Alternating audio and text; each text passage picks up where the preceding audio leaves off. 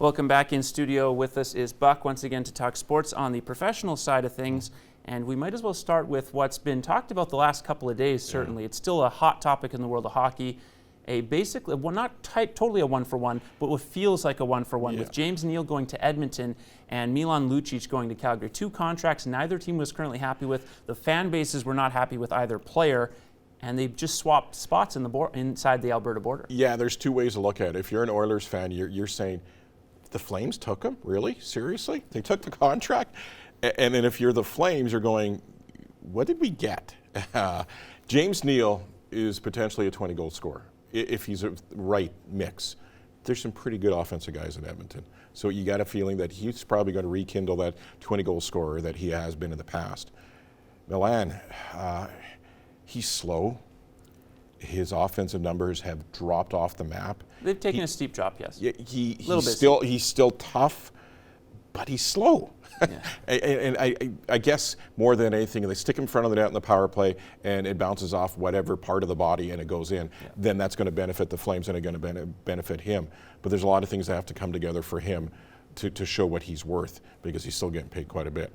James Neal is a guy that, he's going to look good with Draisaitl, could look good with Nuge, but at the same time, are we going to see the James Neal that was in Calgary last year, or are we going to see the James Neal that was pretty good in Dallas, that was pretty good in Vegas, that was pretty good in Pittsburgh, pick and choose.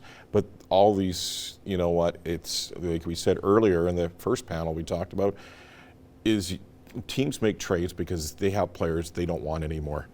Here's a prime example of it. Yeah, and with the defense, I think, of the Lucic part of the trade, that at least the Flames hardcore fan base that I've talked to, I have a couple of people invested in the Fanatics.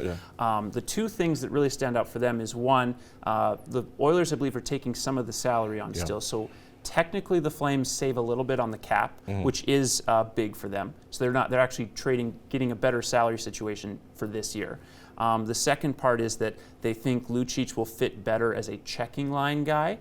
The speed's obviously going to be an issue, but he fits better as a checking line guy on their team, whereas Neal wasn't able to perform with their top guys and is a horrible checking line type of player. Yeah. However, the one thing that I still think is an issue is now you have to re-sign a couple of guys over the next year and a half, and how are you going to get rid of that contract? You don't have a lot of cap room. Ultimately, you have a little more cap room, but it's still not in a great position. One thing nobody's talking about through this is Seattle's coming in. Right.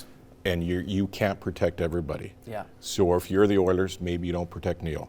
If you're the Flames, maybe you don't protect Milan. So it all kind of works together. GMs aren't dumb. They're always about 3 steps ahead. So I think that's one step that nobody's talking about that could come into the play here for both the Oilers and the Flames. I do know some Oilers fans that will disagree with you on the Oilers GMs being 3 steps ahead, but we got to give Kenny Holland his due, obviously. Yes. Going to be in the Hockey Hall of Fame eventually. Really quick here, because we're kind of running out of time. Quick thoughts on the CFL, just heading into the last couple of weeks. If you're a Riders fan, don't get too excited. They had wins against the Argos, a win against the BC Lions, looked pretty good on the weekend against BC. But it's against BC. They're a terrible football team. If you're the Edmonton Eskimos, you're concerned because they lost to Montreal. And lastly, we got to promote the show for tomorrow. So what do you got for tomorrow? Yeah, Tuesday Night Sports Show live from the Canadian Brew House tomorrow night. We'll talk to Jason Greger from TSN Radio in Edmonton about the trade with the Oilers. Also from the Rod Peterson Show, Rod Peterson, as we talk CFL and NHL on the Tuesday Night Sports Show live from the Canadian Brew House at Real Country 95.9. It feels like it's a slightly slow time, but there's still plenty more to consume over the next couple of weeks in July and heading into August, when we'll only be just a few weeks away from training camp for both NHL, NBA, and in the full throes, of course, of the NFL.